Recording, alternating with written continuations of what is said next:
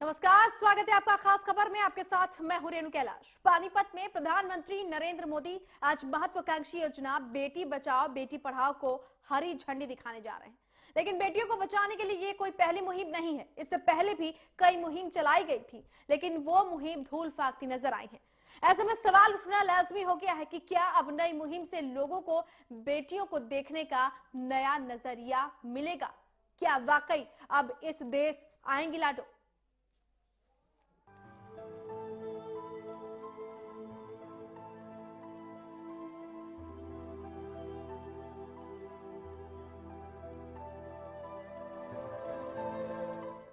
जी हाँ, तो क्या ये नई मुहिम रंग लाएगी? लिंगानुपात के मामले में हरियाणा सबसे खराब राज्यों में से एक है। जी हाँ, जो लिंगानुपात का स्तर है इस प्रदेश में बहुत खराब है। इस अभियान की शुरुआत हरियाणा से हो रही है, लेकिन ये प्रदेश के लिए कोई गर्व की बात नहीं है। और सवाल एक बार फिर से यही, क्या वाकई इस अभियान के बाद इस देश आएंगी लाडो? एक रिपोर्ट।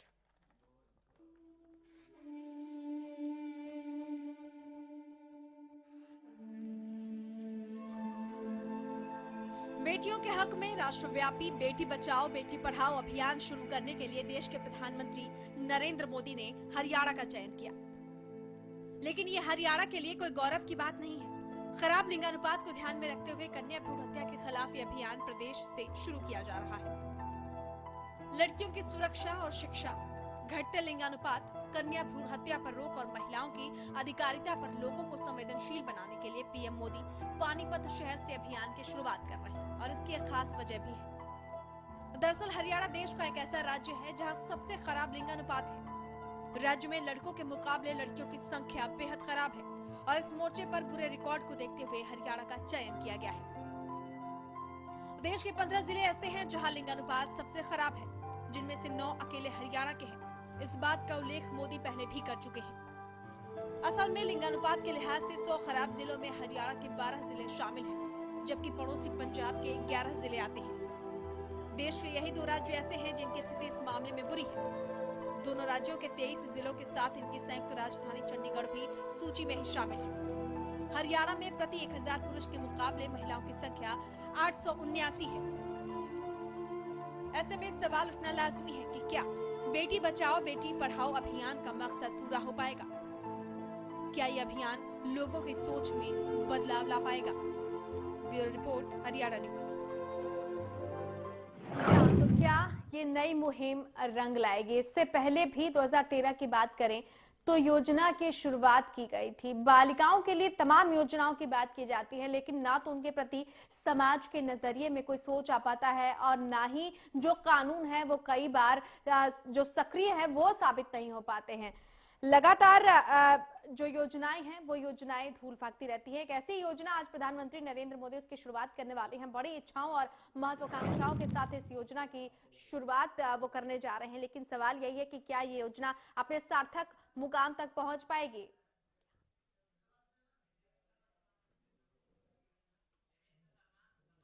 हमारे संवाददाता देवेंद्र शर्मा इस वक्त हमारे साथ फोन लाइन पर जुड़ चुके हैं। देवेंद्र, एक और योजना की शुरुआत की जा रही है ताकि समाज का जो नजरिया है उस नजरिए में बदलाव लाया जा सके लड़कियों के प्रति। लेकिन सवाल और संशय मन में ये दोनों है कि क्या पिछली योजनाओं की तरह इस योजना का भी तो हश्र नहीं होगा? बिल्कुल, ये सवाल जो है ये बना हुआ है क्योंकि पिछले दिनों जो मोदी सरकार जब आई थी उसके बाद स्वच्छता के अभियान चलाया गया था, स्वच्छ भारत का जो नारा दिया गया था उसका असर भी पिछली योजनाओं की तरह हुआ है। आज इस योजना का शुभारंभ होने जा रहा है। इस पर भी संशय बना हुआ है कि क्या आज ये योजना जो यहाँ से लागू की जाएगी पूरे देश के अंदर लागू की जाएगी, इसका भी स्वास्थ्य जो मिशन था उसकी तरह ही 1 महीने में दम तोड़ते नजर न आए, इसको लेकर भी अभी संशय बना हुआ है। बिल्कुल देवेंद्र, चूंकि हरियाणा की अगर हम बात करते हैं, प्रदेश की बात करते हैं, खराब लिंगानुपात में अगर हम देखें तो अव्वल ये राज्य है। 12 जिले ऐसे हैं जिनमें सबसे ज्यादा खराब जो लिंगानुपात है उसका स्तर है। पानीपत भी उनमें से एक है और शायद यही वजह है कि इस जिले को चुना गया है प्रधानमंत्री की तरफ से इस अभियान की शुरुआत के लिए। और यकीनन ये प्रदेश के लिए कोई गौरव की बात नहीं है कि इस अभियान की शुरुआत का जो यहाँ से की जा रही है। बिल्कुल, जो ये शुरुआत यहाँ से की जा रही है, खुद प्रधानमंत्री ने हरियाणा स्टेट को चुना था। उसके बाद पानीपत जो खास तौर पे लिंगानुपात की वजह से जो चर्चा में आया था, बहुत कम यहाँ था, उसी को लेकर यहाँ से शुरुआत करने का जो है वो माना जा रहा था। उसको लेकर प्रधानमंत्री ने खुद पानीपत से इस योजना को शुरुआत करने की बात कही थी।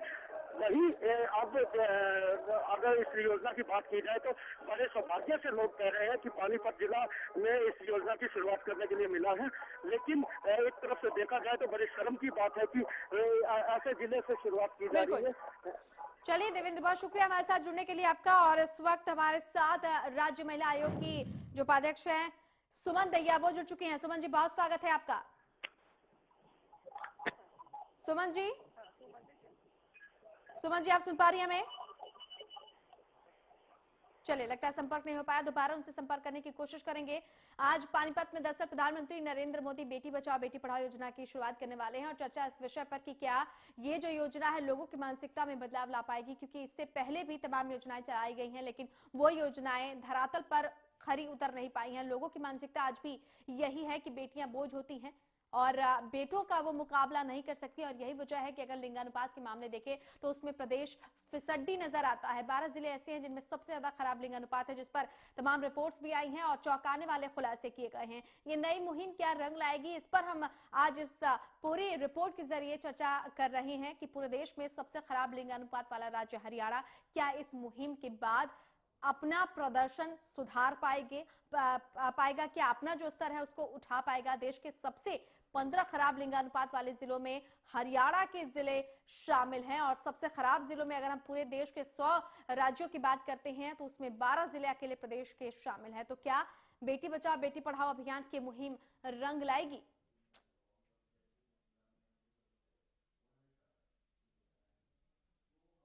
मानसिकता में बदलाव के लिए सरकार ने पहले भी कई योजनाएं चलाई हैं लेकिन वो योजनाएं धूल फाकती हैं, जैसे बालिका बचाओ योजना, इंदिरा गांधी बालिका सुरक्षा योजना। जैसा कि हमने आपको बताया था किस तरह की योजनाएं चलाई गई हैं, लेकिन हालात वही हैं, 9 दिन चले अढ़ाई कोस वाली।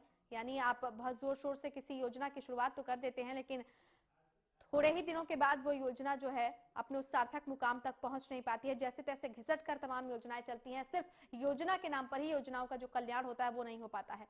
हरियाणा में अगर हम बात करते हैं तो सबसे लिंगानुपात वाले खराब जिलों में 9 जिले, अगर देखा जाए देश के 15 सबसे खराब जिलों में तो 9 हरियाणा के हैं।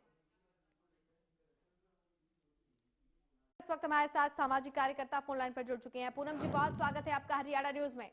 Thank you ma'am, thank you. Panipat में प्रधानमंत्री नरेंद्र मोदी आज जिस अभियान की शुरुआत करने वाले हैं, जाहिर सी बात है उसके पीछे जो महत्वाकांक्षा है उनकी बहुत साफ है, बहुत स्पष्ट है, लेकिन एक संशय है और एक सवाल भी है कि इस तरह की योजनाएं क्या लोगों की मानसिकता में बदलाव ला पाएंगी? देखिए मैम, अगर किसी चीज को मिशन लेके बना के चला जाए तो मेरे हिसाब से कामयाबी मिलती है। और क्योंकि मोदी जी ने इस चीज को समझा है कि ये बहुत इम्पोर्टेंट इशू था हमारे पूरे हिंदुस्तान के लिए, जिस तरीके से लड़कियों को मार दिया जा रहा था और जिस तरीके से इम्बैलेंस क्रिएट हो रहा था। मैं समझती हूँ उन्होंने इस चीज को समझा और इसको एक मिशन बनाया। और जब चीज को मिशन, किसी भी चीज को मिशन बनाते हैं तो कामयाबी हमें मिलती है अवश्य। लेकिन पूनम जी, दरअसल सवाल इस बात को लेकर भी उठते रहे हैं क्योंकि कई तरह की जो अभियान है वो चलाए गए हैं लड़कियों के प्रति, उनके घटते लिंगानुपात के प्रति, उनके शिक्षा के स्तर को उठाने के लिए, उनकी सुरक्षा के प्रति, लेकिन इस तरह की जो योजनाएं हैं वो योजनाएं अपने सार्थक अंजाम तक पहुंच नहीं पाती हैं। देखिए मैम, एक थॉट प्रोसेस होता है कि आप किस सोच से उसको कर रहे हैं। क्योंकि जब कांग्रेस की सरकार थी मेरे को नहीं लगा कि उन्होंने इतना कठोर कदम कोई उठाया होगा जिस तरीके से मोदी जी ने उठाया है। इस तरह का अगर वो पहले उठा लेते तो शायद ये कंडीशन जो आज हम देख रहे हैं कि कन्या भ्रूण हत्या होती है और ये जो इम्बैलेंस क्रिएट हो गया, ये नहीं होता। आज जो सोच डेवलप हुई है और इस सोच से सब जुड़े हैं। देखिए, सब अधिकारी जुड़े हैं, सारे नेतागण जुड़े हैं, सब एक हो रहे हैं। जब एकता आ जाती है एक मिशन को लेकर तो मैं समझती हूँ उसमें कामयाबी निश्चित तौर पर मिलती है और हमें इसका स्वागत करना चाहिए। जिस तरीके से बीजेपी सरकार इसको लेके चल रही है, मैं समझती हूँ इसमें कामयाबी मिलेगी अवश्य में।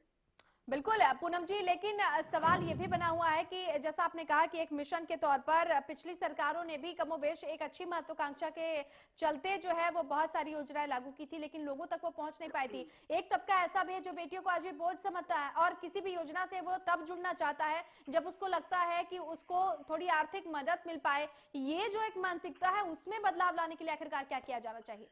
देखिए, आप जो योजनाएं की बात कर रहे हैं, बिल्कुल योजनाएं बनी हैं, बिल्कुल कागजी तौर पे बनी हैं, लेकिन उनको इम्प्लीमेंट नहीं किया गया। जब तक आप किसी चीज को इम्प्लीमेंट नहीं करोगे, उसको कागज पे रखोगे मैम, उसका कामयाबी नहीं मिलती।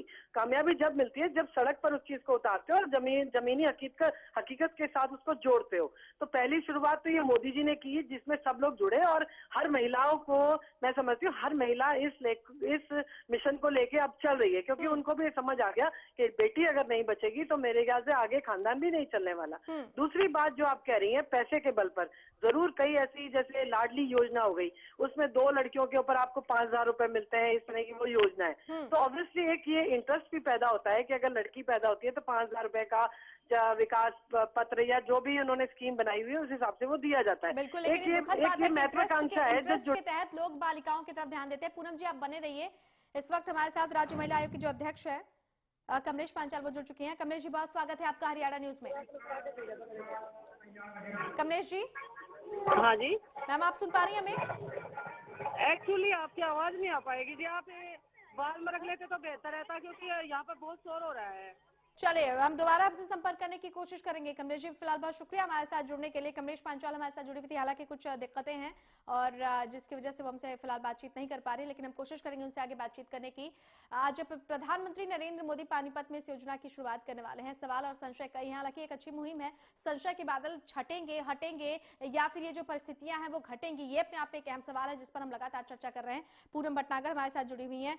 पूनम जी, सामाजिक जो सोच है उस सोच में बदलाव लाने के लिए अच्छी बात है कि इस मुहिम की शुरुआत की जानी चाहिए, लेकिन देखा जाता है कि ऐसी मुहिम का जो असर है वो कुछ समय के लिए होता है। जैसे आप उदाहरण के तौर पर स्वच्छ अभियान को ले सकती हैं। एक जोर शोर के साथ वो प्रक्रिया शुरू की गई थी, लेकिन अब कहीं ना कहीं उसको लेकर फिर से एक निष्क्रियता का माहौल है।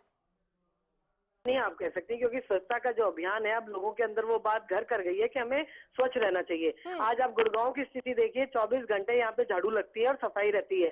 तो कहीं ना कहीं हमारे जो कर्मचारी हैं, जो विभाग है, वो भी सचेत हुए हैं और कहीं ना कहीं सरकार भी बड़ी, कहते हैं ना, सीरियस है इन इश्यूज को लेके कि हमें ये काम करना है तो करना है। जिस तरीके से कन्या भ्रूण हत्या के ऊपर है, जब ये सोच लिया, क्योंकि जब तक सरकारें नहीं सोचेंगी तो आम आदमी वो नहीं सोच सकता। आम आदमी को बाध्य करने के लिए सरकारों को बाध्य होना पड़ता है। तो इस समय मैं समझती हूँ कि जो बीजेपी सरकार है वो कई इश्यूज को लेके बहुत सीरियस है और उनके ऊपर वो बेहतरीन काम कर रही है और उससे पब्लिक जुड़ भी रही है और पब्लिक के मन में ये भी डिफरेंस आ रहा है। आज आप कन्या भ्रूण हत्या के आज जो ये मिशन होगा, आप देखिए उसके बाद फर्क लोगों में आएगा, क्योंकि जब तक आप किसी चीज को दिमाग में नहीं डालेंगे, जब तक उस चीज को आप प्रोजेक्ट बना के नहीं चलेंगे, मैं समझती हूँ पब्लिक भी नहीं जुड़ती। अब पब्लिक इसलिए जुड़ती है, अब जैसे स्वच्छता का अभियान आप कह रही हैं, अब मेक इन इंडिया की आप जो बात कह रही हैं, देखिए मेक इन इंडिया से लोग जुड़े। अब लोगों के मन में ये आ गया कि हमें एक फैक्ट्री खोलनी चाहिए, हमें ये काम करना चाहिए, हमें स्किल एजुकेशन में ज्यादा जाना चाहिए। तो हर चीज को जब तक आप मजबूती से पकड़ कर नहीं चलेंगे, और उसके लिए सरकारों का योगदान बहुत जरूरी है और जिस तरीके से सरकार योगदान दे रही है, मैं समझती हूँ, लेकिन उससे जनता का जुड़ाव भी बहुत जरूरी है। पूनम जी, बहुत शुक्रिया हमारे साथ जुड़ने के लिए। और इस वक्त 2 खास मेहमान हमारे साथ जुड़ चुके हैं। हमारे साथ बीजेपी की तरफ से बीरेंद्र चौहान जुड़ चुके हैं, उनसे बातचीत कर लेते हैं। बीरेंद्र चौहान जी, बहुत स्वागत है आपका हरियाणा न्यूज में। शुक्रिया। बीरेंद्र जी, आज एक अहम और महत्वाकांक्षी योजना की शुरुआत प्रधानमंत्री करने वाले हैं। उम्मीदें जाहिर सी बात है कि बरकरार हैं, क्योंकि हर परियोजना की शुरुआत जो है, योजना की शुरुआत जो है उम्मीद से होती है, लेकिन इसके साथ एक संशय का बादल भी लगा हुआ है कि पिछली जो योजनाएं हैं लड़कियों के लिंगानुपात के प्रति या उनके शिक्षा के प्रति या उनकी सुरक्षा के प्रति, उनका अंजाम कुछ ठीक नहीं हुआ। इस योजना का क्या होगा? देखिए, हमें हमेशा सकारात्मक दृष्टिकोण अपनाना चाहिए। अतीत में जो योजनाएं आई, हम ये नहीं कहेंगे कि वो पूरी तरह नाकामयाब हो गई या वो उनमें बहुत ज्यादा खामियां थी, और ये भी कहना बहुत सटीक नहीं होगा कि कन्या भ्रूण की हत्या न हो, बेटी को बचाया जाए, बेटी को बढ़ाया जाए। इसका विचार पहली बार आज की सरकार ने किया है, परंतु जो अंतर है उसको समझने की जरूरत है। पहली बार देश के प्रधानमंत्री ने बेटी को बचाने के अभियान को, बेटी को आगे बढ़ाने के अभियान को अपने एजेंडा पर सर्वोपरि बनाया है, उसको सबसे आगे रखा है। एक बड़े अभियान की, जिसको महाअभियान भी कह सकते हैं, जिसके बारे में हम सोचते हैं कि वो आने वाले दिनों में एक आंदोलन की शक्ल देश में लेगा, और कम से कम जिन 100 जिलों में इस अभियान की आज शुरुआत होने वाली है, उन 100 जिलों में एक आधारभूत बदलाव जमीनी स्तर पर आने वाले समय में दिखेगा। तो प्रधानमंत्री नरेंद्र मोदी की जो क्षमता है लोगों को जोड़ने की किसी भी अभियान के साथ और उसको अंजाम तक पहुंचाने की, उस क्षमता का जुड़ाव जब बेटी बचाने के आंदोलन के साथ होता है तो अंतर तो आएगा। इस बारे में हमको कोई संदेह नहीं है, ये योजना कामयाब होगी। हाँ, निश्चित रूप से आपने जो बात कही मैं भी उससे सहमत हूँ कि केवल सरकारों के कहने से और सरकारी दस्तावेजों से योजनाएं कामयाब नहीं हुआ करती। योजनाएं कामयाब होती हैं लोगों के जुड़ने से, और यही अंतर आने वाला है। लोगों को जोड़ने के लिए स्वयं प्रधानमंत्री आगे आए हैं, इसके परिणाम सुपरिणाम आएंगे अवश्य। बिल्कुल, उम्मीद यही बरकरार रखी जानी चाहिए बीरेंद्र चौहान जी की सकारात्मक इसके परिणाम हो। लाइन पर बने रहिए, आपसे बातचीत जारी रखेंगे। सुमन दहिया इस वक्त हमारे साथ जुड़ चुकी हैं, राज्य महिला आयोग के उपाध्यक्ष हैं। सुमन जी, बहुत स्वागत है आपका।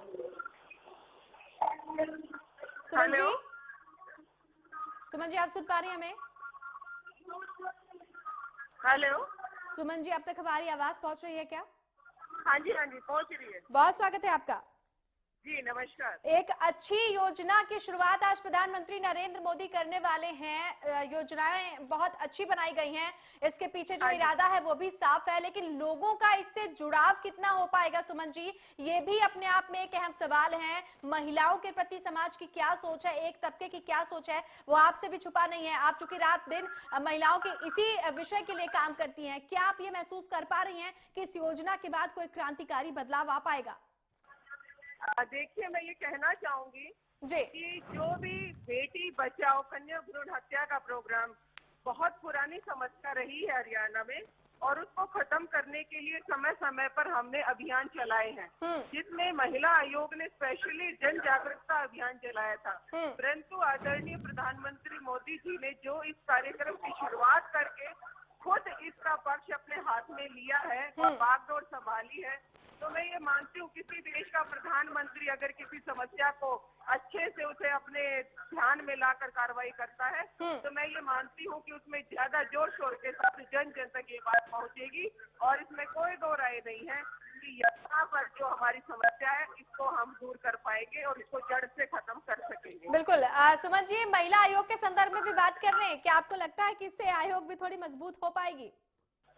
है जी, महिला आयोग के संदर्भ में भी बात कर लें, क्योंकि एक ऐसा मामला है जिसमें मैं आप भी उसकी भुक्तभोगी रह चुकी हैं कि किराए के कमरे में महिला आयोग जो है वो संचालित होता रहा है। आपको लगता है कि इस तरह के अभियान की शुरुआत के बाद एक सशक्तिकरण आएगा?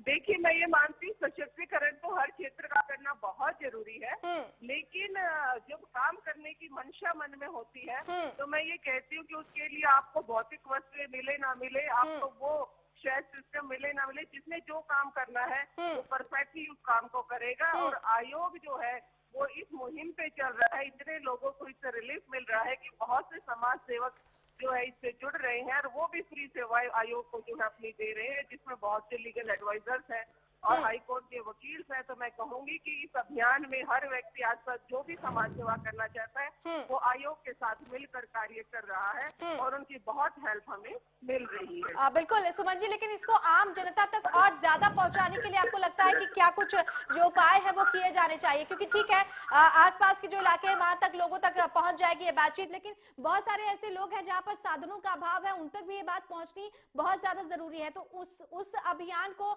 जोड़ने के लिए, लोगों से जोड़ने के लिए और क्या कुछ कवायद आपकी नजरों में की जानी चाहिए? बिल्कुल, मैं कहूंगी कि जन जन तक पहुंचाने की जो ये आवाज उठ रही है, और कोई भी समस्या जब जन जन तक पहुंच जाती है तो मैं मानती हूँ, क्योंकि हमारा एक ही मकसद है जागरूकता करना, और जन जन तक जब तक मानसिक तौर से और शारीरिक रूप से हर व्यक्ति इस काम में नहीं लग जाएगा तब तक इस बीमारी को हम जड़ों से दूर नहीं फैला पाएंगे। तो मैं कहूंगी इसको खत्म करने के लिए, इस बीमारी को खत्म करने के लिए जो है ये जन जागरूकता एक अभियान जो आंधी की तरह चल रहा है, ये आगे भी ऐसे ही चलता रहना चाहिए, यही हम चाहते हैं। चलिए, आशान्वित आप भी हैं और आशान्वित पूरा देश इस वक्त है। बहुत शुक्रिया सुमन जी हमारे साथ जुड़ने के लिए। बीरेंद्र चौहान से बातचीत कर लेते हैं। बीरेंद्र जी, जैसे कि एक समस्या भी मैंने आपको बताया कि लगातार बनी हुई है, ऐसे दूर दराज इलाकों तक ये योजना जो है वो पहुंच नहीं पा रही है। आपको लगता है कि इसके लिए कुछ और कोशिश की जानी चाहिए सरकार को, ताकि ज्यादा से ज्यादा संख्या में लोगों को इस योजना से जोड़ा जा सके?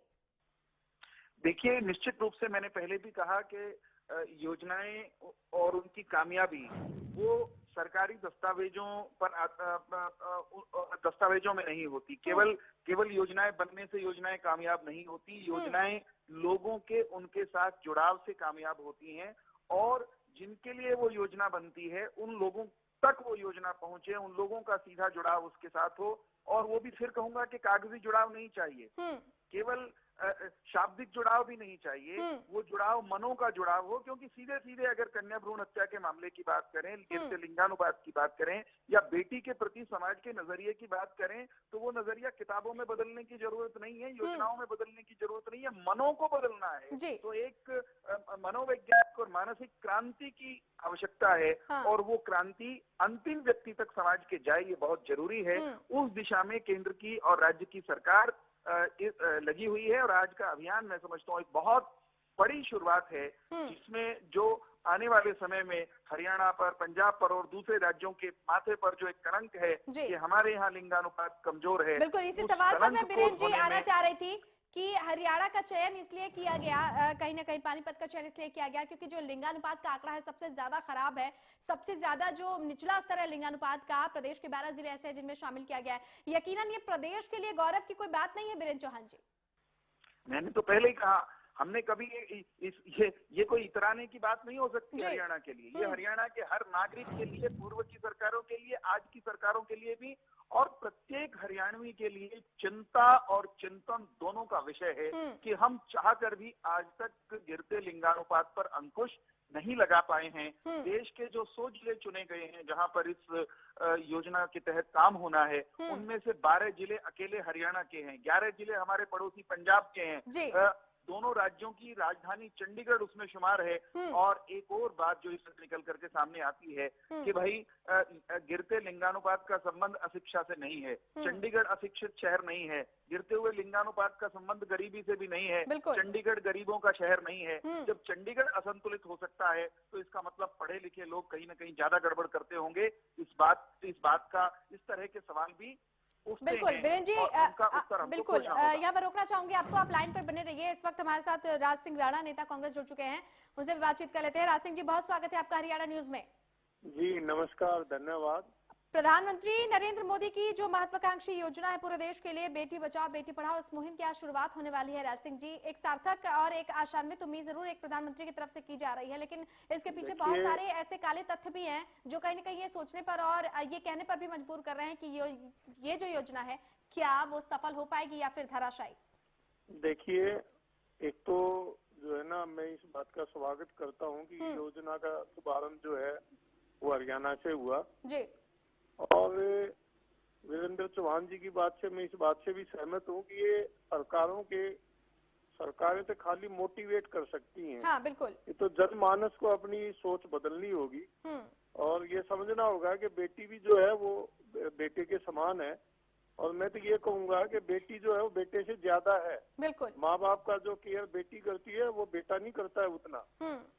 और जहाँ तक बात है सरकार की, तो देखिए मैं सरकार से तो इतना ही कहना चाहूंगा कि जो कुछ घोषणाएं कर रहे हैं उसको अमली जामा जरूर पहनाए। देखिए जैसे स्वच्छ भारत अभियान है, वो उसमें क्या होता है कि वो कूड़ा पहले फेंकते हैं, बाद में झाड़ू मारते हैं। तो मैं ये कहता हूँ कि ऐसा दिखावा ना हो और इसको आम जन तक पहुंचाएं, आम जन की सोच बदले। और जहाँ तक मैं ये समझता हूँ कि किसी डिस्ट्रिक्ट हेडक्वार्टर की बजाय किसी गांव में ये फंक्शन होता, ये समारोह होता तो वो ज्यादा अच्छा था। बाकी इस काम के लिए मैं अपनी पार्टी की। चले राज सिंह जी, बहुत शुक्रिया हमारे साथ जुड़ने के लिए आपका फिलहाल। और बीरेन चौहान जी, आपका भी बहुत बहुत शुक्रिया। तो चिंता प्रधानमंत्री की है, चिंतन जो है वो प्रबुद्ध वर्ग कर रहा है, लेकिन इसको चरितार्थ सिर्फ आम जनता कर सकती है। अगर आम जनता की सोच में बदलाव आएगा तो आगे ऐसे किसी मुहिम की जरूरत ही नहीं पड़ेगी। और यही अपील आपसे हरियाणा न्यूज भी करता है कि बालिकाओं पर ध्यान दें और जिस तरह की ये सामाजिक कुरीतियां हैं, भ्रूण हत्या जैसी, उनको कृपया समाज में ना फैलने दें। फिलहाल मेरे साथ खास खबर में इतना ही, लेकिन प्रदेश की तमाम बड़ी और अहम खबरों के लिए देखते रहिए हरियाणा न्यूज। नमस्कार।